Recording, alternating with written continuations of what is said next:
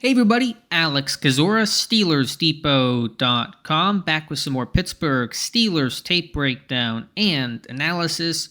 Now there's been a lot of concern, a lot of questions, a lot of discussion about Cam Hayward, 35 years old, getting an extension. Is he worth it? Is he still capable of being a strong interior defensive lineman?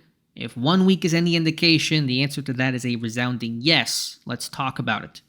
Before we start, if you guys could like this video, subscribe to the channel, and check out the site SteelersDepot.com. Would really appreciate that. Let's talk 97 in this week one. A great game for Cam Hayward, the 3-tech on this play, and we're going to watch him just jolt and kind of bench press back that center, Drew Dahlman, on this zone scheme, get off the block while stringing the run wide and horizontally and make the tackle. Classic Cam Hayward stuff, but you see that burst is back. Last year with a groin injury, he got hurt, and when he came back, was not close to 100%. There was no burst. He was still strong, but couldn't fire off the line to do things like this or be an effective pass rusher. Here, you see it. Out of this 4-point stance, just that jolt right there, right into the chest of that center undersized Drew Dahlman, and help him keep that run wide, and then find the ball, get off the block, and help make that tackle for basically no gain. A little later in the game, and essentially some kind of old school two-gapping. Here is Cam Hayward going to secure his gap here initially on this run away. Nothing there. Back tries to cut it back, and there's Cam Hayward keying the ball, vision on the football, shedding the block, and making the tackle, at least helping to make this stop on Bijan Robinson. Nice job by Alex Highsmith to really crash down and help force that cutback, but we're watching Heyward initially secure the B-gap. We're going to watch it right here. He's got the B-gap secured, keying the ball, creating some space between him and the lineman. Once Robinson cuts it back, Heyward's going to follow suit. Lineman obviously doesn't have that vision, not where the play's supposed to go. And then Heyward making that tackle too on Robinson. We'll take a quick look at it from the other angle. But you guys get the point. Heyward's still stout and strong against the run. So there is Cam Hayward between left tackle and left guard. That's a quality left tackle in Jake Mack. He's been doing it for a long time, but so has Heyward. And again, not blaming the left tackle because this run's not really supposed to come all the way back. It's hard for the lineman to adjust there, but Heyward finding the ball and making that tackle along with Deshaun Elliott. Another example, just good, solid run defense from Heyward right here. Inside shade, kind of 4-eye out of Pittsburgh's base 3-4 defense. And just classic good run stuffing. Not sure if he even made the tackle here. He's not the only one doing a good job. Benton, nice job. But just watching the technique and just watch him here against this left guard and just creating that extension. As a defensive lineman, you want to create space in the run game to help be able to find the football, not get chest to chest, and be able to shed more effectively, have some kind of vision on the football. If you're real in tight, you're going to lose some of that vision. As a pass rusher, you want to help eat up that space and get close with the lineman so you can shed them immediately. That lineman has no chance to recover. So just watching Heyward lock it out here, find the football, hold the point of attack, help shed, and contribute to this stop. We'll take a look at it from the other view. Just Heyward getting those arms extended, find the football. And again, does not make the tackle here, but we're just playing our gap. We're playing good run defense. Run defense is a team 11-man job. It's not just about one man doing it all. And so we're just going to hold our gap, force that running back to cut into the teeth of the defense. There's help there, and Robinson really has nowhere to go. Just doing your job, doing it effectively, that's what happens. How about this play? Big one. 3rd and 2.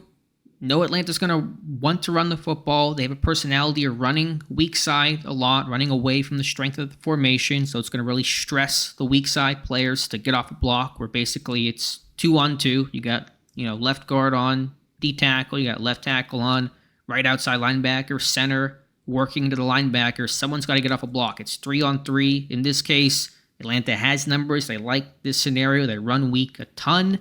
And Heyward just getting off the block, making that tackle, making the stop to set up 4th and 1. Now, Atlanta did convert. They ran a little wing kind of jet play to Bijan, which Pittsburgh had figured out, but didn't work out. Elliott got caught up on a block there.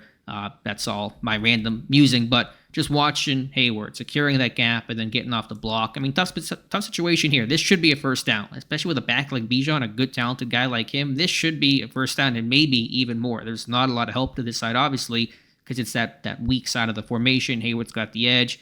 Heyward securing that B-gap, shedding, getting that big arm out and making that tackle. Highsmith coming in as well. Atlanta did convert, but we're talking 3rd and 2 stop against Atlanta. Man, that is big-time stuff, and that's a left guard that's not one of the NFL's best in Bergeron, but a high pedigree guy. I think 2nd-round pick last year out of Syracuse was a tackle that kicked inside to guard. So point is, as I'm rambling here a little bit, admiring the play of Heyward playing just great run defense, get off the block, make the tackle. All right, now we focused on his run defense a lot, and you may say don't pay him all that money just to play the run, although I may disagree with that. We'll look at a pass rush clip as well against this left guard. Swimming over as that guard oversets and getting the pressure on Kirk Cousins. Montravius Adams just beating him to the punch, and so it's great to see Mon Adams get his first sack since 2018. Long time coming and well-deserved, but focusing on Heyward, the left guard, as Heyward is shaded, outside shoulder here initially, and so the guard's trying to set a little bit wider, and Heyward smartly countering back to the inside as this guard kind of really tries to protect his edges, and Heyward attacking half-man, swimming over to the inside, that direct path to the quarterback up that A-gap. Does not officially get credit for the sack. It was a full one to Adams. They could have split that half and half, but Adams will get it as he beat the center one-on-one himself. But watching Heyward rush the passer, I thought, his bull rush was good. He got some pocket movement, and him, Ogunjobi collapsing in the pocket. You got Watt out there on the edge. But you want some pass rush clips. I charted him for 2 pressures in this game of Heyward. Here is the big one. And so a nice job there by 97 with a classic swim. And Kirk Cousins has nowhere to go. So Cam Hayward running strong after 1 week, and some have said back to me, well, it's just 1 week. Let's see him week 10. Okay, fair. Although I don't have any really concerns about Heyward wearing down. That's essentially never happened in his career. I know he is 35. And listen, I understood the argument from people who said, don't pay Heyward yet. Let the season play out. Let's see how he looks. I can understand that. It's not an indefensible position, but the way Pittsburgh's extension is structured, no new money. It's really pay as you go. There's a bunch of roster bonuses in there in March, some hefty ones, and so Pittsburgh will really be deciding by March of 2025 and March of 2026, at least presumably. We don't know the exact dates of the roster bonuses, but I'm getting in the weeds here. Point is, there really is no risk if Heyward does collapse and go downhill. Pittsburgh can get out with very little financial pain along the way, but I really don't anticipate that happening this year. And if week 1's any indication, he was fantastic. And if you care about PFF, and I'm mixed on it, but it is a guide relative to the rest of the NFL, Heyward was the number 2 defensive lineman across the league in week 1 and the number 1 run defender. And it's easy to see why he earned such high marks against the run. He was fantastic, and for my money, his typical Cam Hayward self.